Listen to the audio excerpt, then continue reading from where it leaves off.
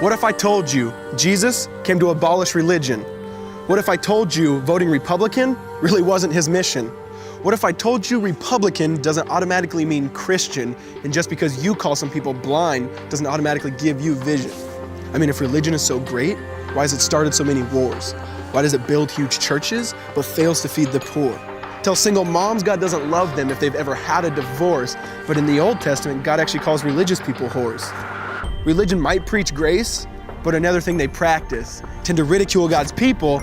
They did it to John the Baptist. They can't fix their problems, and so they just mask it, not realizing religion's like spraying perfume on a casket.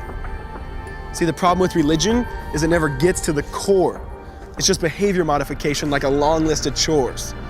Like, let's dress up the outside, make it look nice and neat. But it's funny, that's what they used to do to mummies while the corpse rots underneath.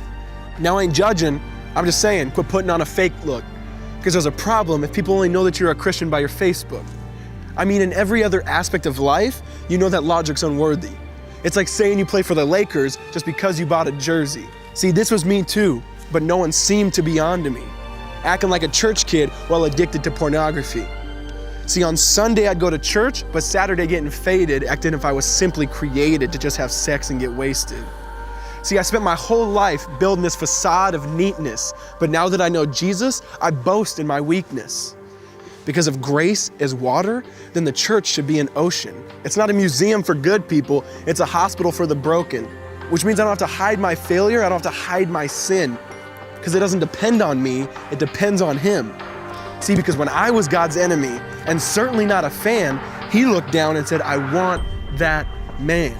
Which is why Jesus hated religion, and for it He called them fools. Don't you see so much better than just following some rules? Now let me clarify. I love the church, I love the Bible, and yes, I believe in sin. But if Jesus came to your church, would they actually let Him in? See, remember He was called a glutton and a drunkard by religious men. But the Son of God never supports self-righteousness, not now, not then.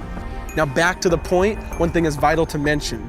How Jesus and religion are on opposite spectrums. See, one's the work of God, but one's a man-made invention. See, one is the cure, but the other's the infection.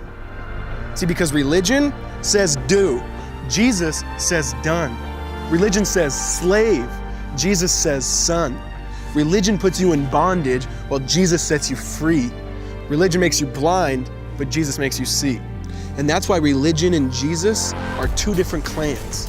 Religion is man searching for God. Christianity is God searching for man.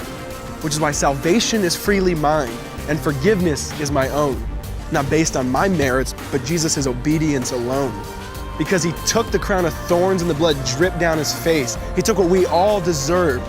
I guess that's why you call it grace. And while being murdered, He yelled, Father, forgive them. They know not what they do. Because when He was dangling on that cross, He was thinking of you. And He absorbed all your sin and He buried it in the tomb, which is why I'm kneeling at the cross saying, come on, there's room. So for religion, no, I hate it. In fact, I literally resent it. Because when Jesus said, it is finished, I believe He meant it.